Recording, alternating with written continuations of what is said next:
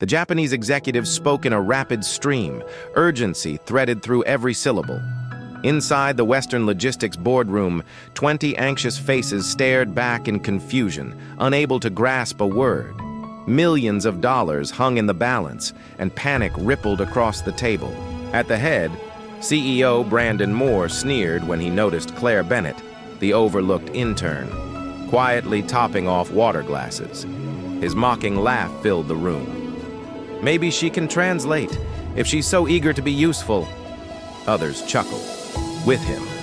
But when Claire set the pitcher down and answered the Japanese delegates in flawless, respectful language, the laughter collapsed into stunned silence. The intern they had treated as invisible had just become the most important person in the room. Welcome to the 38th floor of Western Logistics, a world where money moved like current and authority pulsed through corner offices. Brandon Moore had built this empire on precision, dominance, and an iron grip on his circle of power players. Value here was measured in profit margins and proximity to influence. And in this relentless arena, Claire Bennett didn't exist. At least, not in any way that mattered. She wasn't on organizational charts, wasn't invited into meetings, and her voice held no weight.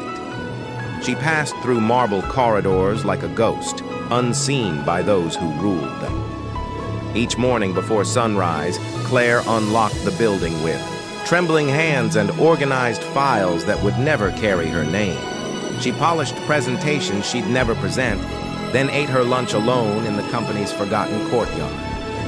Balanced across her knees was always the same object, a weathered Japanese dictionary her grandmother had given her. Its pages were yellow, its margins filled with handwritten notes in fading ink. That ritual was her anchor, a quiet bond to the woman who'd raised her with the belief that patience and preparation outlast privilege. The only person who truly saw her was Henry Wallace, the aging security guard. His small nods and gentle conversations became the highlight of her days. To everyone else, she was background noise. But under Claire's quiet surface lived a secret. While co-workers hustled for promotions, Claire was mastering a skill far more valuable, a key to another world. In her small apartment each evening, she immersed herself in Japanese culture and language. Anime subtitles became grammar drills. Business books inherited from her grandmother became training manuals. For years, she had been preparing without realizing it, building a bridge between two worlds. And when the company's most desperate hour arrived, her hidden strength would turn into its salvation. The irony was sharp and beautiful. The intern, dismissed as irrelevant, held exactly what the company needed most. Inside the office, the rhythm of her days was monotonous, but quietly defiant. Kelly Hart, with her clipped voice and cutting glances, delighted in giving Claire demeaning errands. Coffee for the boardroom, 2 creams for Mr. Moore, and don't mess up the temperature this time. Claire obeyed with calm precision, her eyes on the steaming cups instead of Kelly's smirk. What was meant to grind her down only sharpened her resilience. Meanwhile, Brandon strode through his empire like a man born to own it, speaking in forecasts and strategies. Interns like Claire didn't register in his world, just placeholders, soon forgotten. He had no idea the young woman he dismissed was about to deliver the greatest breakthrough of his career. In the corners of the building, however, another story grew. Wallace, who had served 2 tours in Japan, noticed something familiar in Claire's quiet resolve. Their courtyard talks became a friendship built on mutual respect. One afternoon, watching her trace kanji in her notebook, he said softly, "The pain. Ones who change everything are usually the ones nobody sees coming." Claire hesitated, pen hovering. Sometimes I wonder if invisible is just another word for forgotten. Wallace adjusted his badge, the way he always did when searching for words. In Japan, they say, the nail that sticks out gets hammered. Down. But some nails. They're the ones holding everything together. His voice carried the weight of memory. I saw people do extraordinary things when the moment called for it. Quiet people. People just like you. Around them, the corporate machine raced on. Brandon's calendar overflowed with high-stakes negotiations, particularly around expansion into Japan, where cultural nuance could seal or sink a deal. Pressure mounted with every passing week, but no one realized the key to success was already in their building, quietly preparing for a chance that hadn't yet arrived. Kelly felt the threat most keenly. At 32, she had clawed her way upward with ruthless ambition. The idea that an invisible intern could jeopardize her standing filled her with dread. She maneuvered to keep Claire away from major meetings, relegating her to filing rooms and supply closets. It was insecurity disguised as authority, in stark contrast to Claire's genuine persistence, which sought no recognition at all. Still, Claire pressed on. When the office pushed her aside, she retreated into her studies. The comfort of familiar characters and structures steadied her. She didn't yet know it, but the very skill she nurtured in silence was about to pull the company back from disaster. World that seemed determined to diminish her. Each evening, she'd return to her small apartment and lose herself in language lessons, cultural studies, and business protocol research. Her neighbors might have found it motivational if they'd known about her dedication, but Claire kept her ambitions private, nurturing them like precious seeds that would bloom when the time was right. One evening, as autumn painted the city in shades of amber and gold, Claire stayed late to finish a personal project she'd assigned herself, researching international shipping companies and their cultural backgrounds, hoping to better understand the industry she was working in. She was particularly fascinated by Japanese business culture, which seemed to align with her grandmother's values about patience, respect, and long-term thinking. The office was empty, except for the cleaning crew and the soft hum of computers running overnight processes. Her work was meticulous, professional grade, and completely self-motivated, a testament to her belief that preparation and opportunity would eventually intersect. Mr. Wallace found her there at 9:00, hunched over her desk with dictionaries spread around her like protective barriers. "Still fighting the good fight?" he asked gently. Claire looked up, her eyes red from strain. "I keep thinking that if I work hard enough, if I make myself useful enough, maybe someone will notice." "Claire," Mr. Wallace said, settling into the chair across from her desk. "Some of the most important battles in history were won by people nobody bothered to pay attention to." Little did Claire know that her moment to step out of the shadows was just around the corner. The morning of November 15th arrived with the kind of crisp clarity that makes everything seem possible. Claire had no way of knowing this would be the day her entire life would change, or that a crisis brewing in Brandon's office would finally pull her into the light. As she prepared for another day of invisible service, she carried herself with the quiet dignity that had become her signature, unaware that her months of patient preparation were about to prove inspirational to everyone who witnessed what came next. The call came at 8:47 a.m. Yamamoto Industries, one of Japan's largest shipping conglomerates, had arrived for their critical partnership meeting, but their interpreter had been delayed by weather. The room, full of Weston's highest-paid executives, suddenly faced the prospect of conducting the most important negotiation of the year through hand gestures and Google Translate. The panic in the conference room was palpable. Millions of dollars hanging in the balance, and no one knew how to bridge the language gap that threatened to derail everything. Brandon's jaw tightened as he surveyed his team. Kelly Hart shuffled through her contacts desperately, calling every translation service in the city. The Yamamoto delegation would arrive at 1000 a.m. sharp, expecting the professional presentation that would determine whether Western Logistics secured their Pacific shipping routes. Time was running out and desperation was setting in among people who weren't accustomed to feeling helpless. Solutions. People. "I need solutions," Brandon commanded, his voice carrying the edge it always took on when millions of dollars hung in. The balance. That's when Claire appeared in the doorway carrying a fresh carafe of coffee. She'd been instructed to stay in the supply room, but Mr. Wallace had quietly suggested she might be needed elsewhere today. Her heart pounded as she entered the tension-filled conference room where 20 of the company's most powerful people were staring at their phones like they held the secrets of the universe.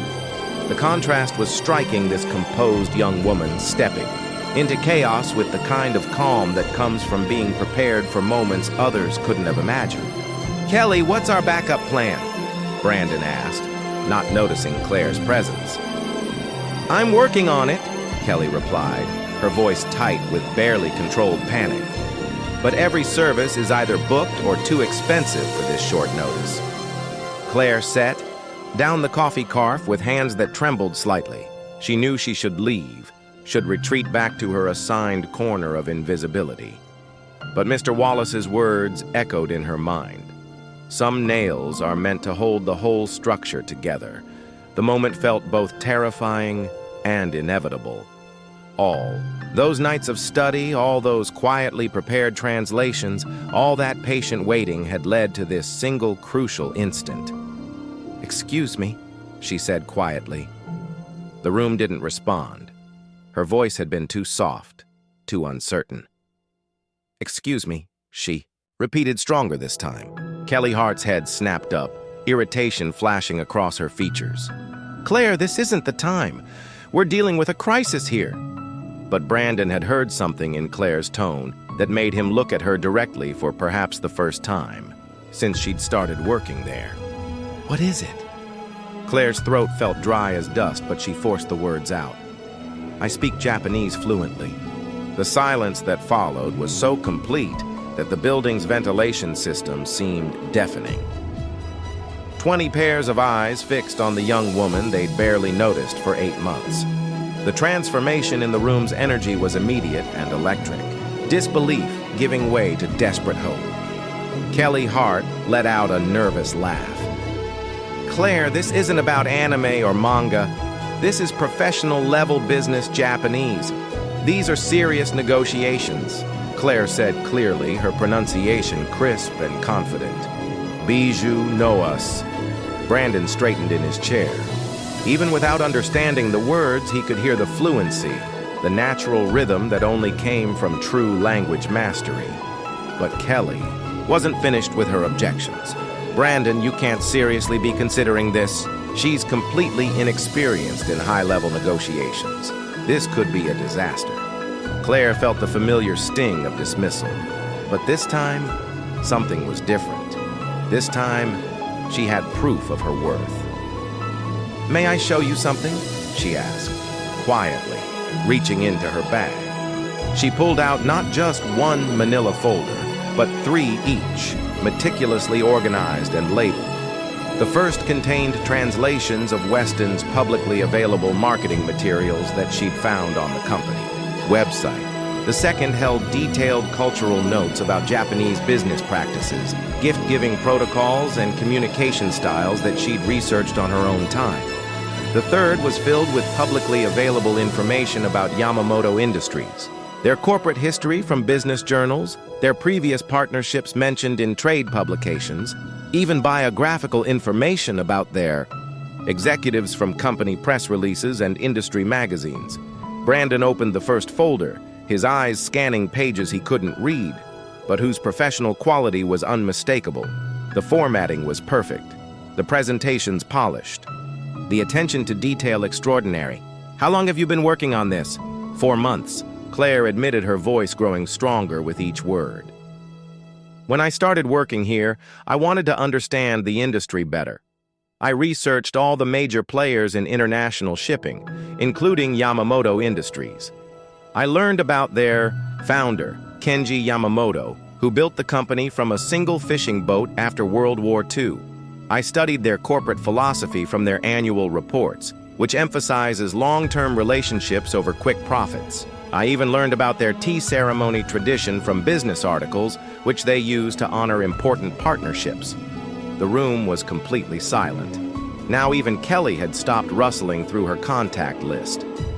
25 of the company's highest paid executives were staring at an intern who had just demonstrated more cultural knowledge then their entire international division. "Kelly," he said, his voice cutting through the room's buzz. "Call Yamamoto Industries. Tell them we're ready for them." Kelly Hart felt the ground shifting beneath her feet. "Brandon, you can't be serious. She's just an intern. This is a $50 million deal." Brandon looked at Claire, really looked at her for the first time. He saw the quiet competence in her posture, the careful preparation in her translated documents, the steady confidence in her dark eyes.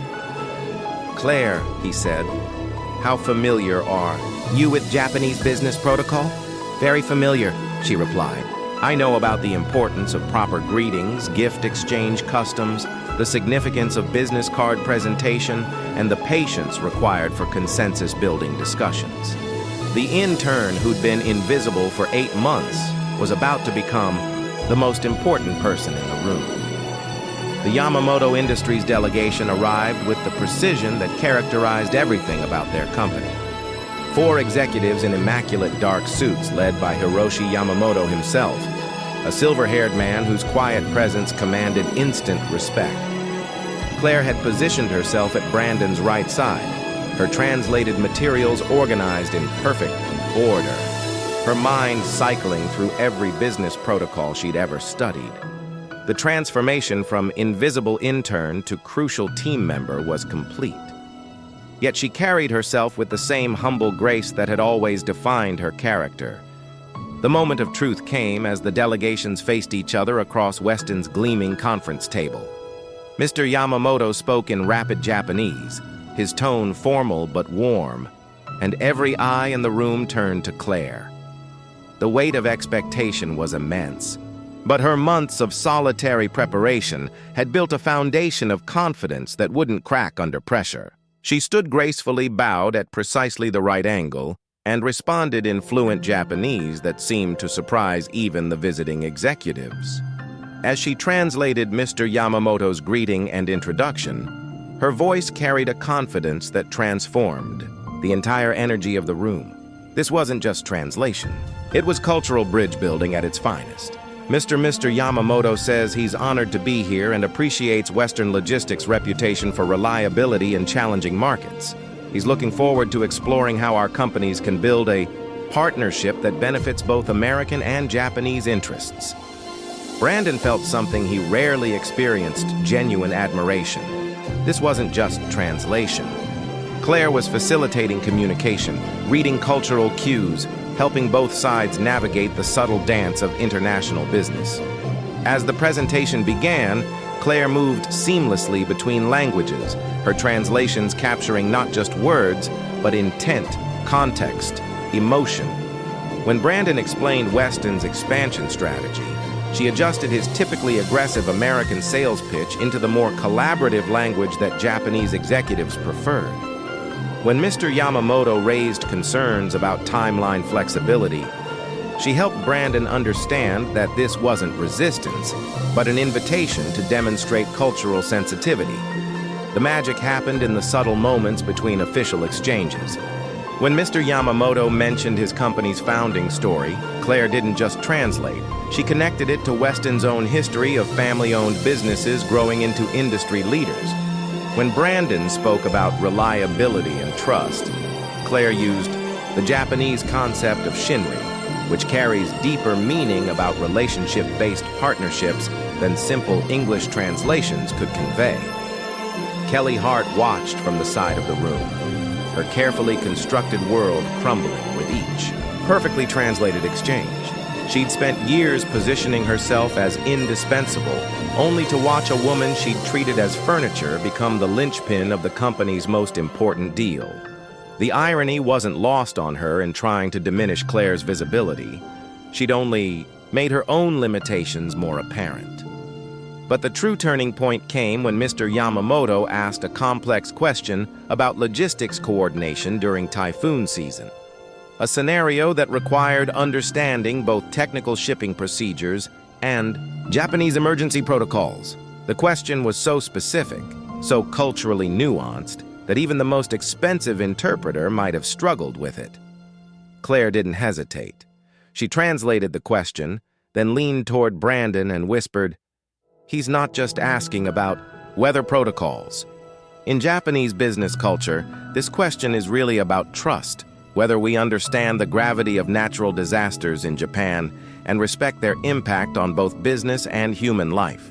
Brandon's eyes widened with understanding. This wasn't just about shipping routes and backup plans. This was about cultural empathy and long-term partnership thinking. "Yamamoto-san," Claire said, switching back to Japanese, "I want to address both the practical and philosophical aspects of your question." She then launched into a detailed explanation that wove together Weston's technical capabilities with deep respect for Japan's relationship with natural disasters, referencing historical events and cultural values that demonstrated genuine understanding, rather than superficial business knowledge. The effect on the Japanese delegation was immediate and profound. Mr. Yamamoto's formal posture relaxed slightly, a sign that Claire recognized as significant approval. His associates began taking more detailed notes. As the conversation deepened, the questions from the Japanese side grew sharper and more forward-looking, less about polite introductions, more about genuine partnership. 2 hours later, the meeting closed with handshakes and exchanged business cards. By then, Claire had even coached Brandon on the proper two-handed presentation, saving him from a cultural misstep. When the delegates began filing out, Mr. Yamamoto stepped toward Claire.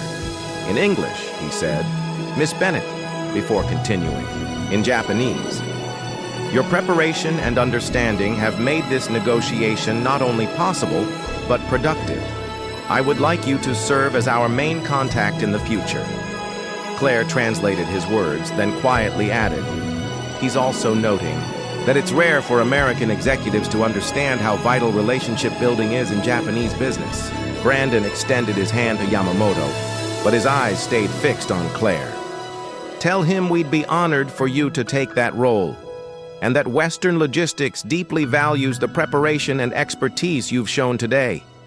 When the delegation finally departed, promising to deliver initial terms within the week, the atmosphere in the conference room was unlike any other. It wasn't just excitement, it was transformation. Brandon stood at the head of the table, his gaze sweeping across his executives before settling on Claire, who was quietly stacking her papers with her usual care.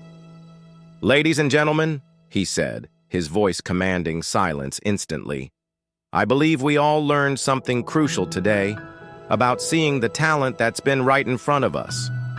Kelly Hart shifted uncomfortably, sensing the ground, shifting beneath her carefully built power.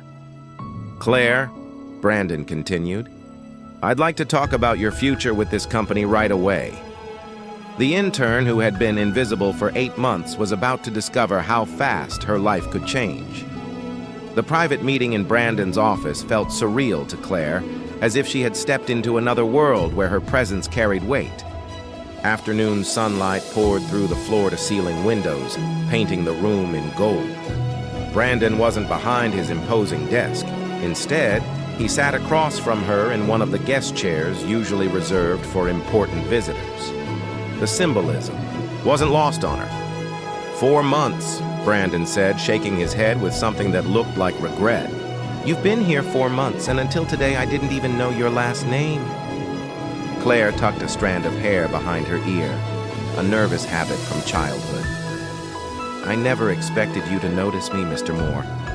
I just wanted to do good. Work and learn. That's exactly the problem," he admitted. His voice weighted with rare self-reflection. "I built this company believing that real talent rises to the top, but I was so focused on those already at the top that I stopped looking at the foundation beneath them. You've shown me how much potential we miss when we measure people by position rather than preparation." He leaned forward, eyes steady.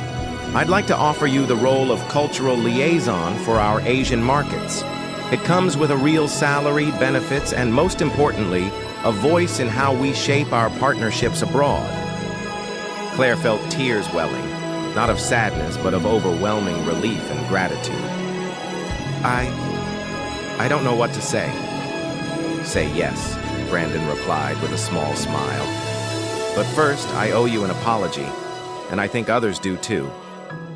That afternoon's company-wide meeting would become part of Western logistics lore. Brandon stood before the staff, Claire at his side, not behind him, not on the margins, but beside him as an equal. Today taught me something I should have realized long ago, he began. Excellence doesn't always announce itself loudly. Sometimes it works in silence, patiently preparing for the moment when preparation meets opportunity. He gestured toward Claire. Claire Bennett has been here for 8 months. In that time, she has been quietly learning our business, mastering skills we didn't even realize we needed, and preparing for the opportunity that came today. Her contribution didn't just save our potential deal with Yamamoto. It elevated it, showing us a standard of cultural expertise we could never have achieved without her. The room fell silent, not the strained quiet of a crisis, but the stillness of realization, of people reevaluating assumptions they hadn't even noticed. They held. From this point forward, Brandon continued, Claire will lead our cultural integration efforts for all Asian market expansions. Her perspective will be essential to how we grow internationally.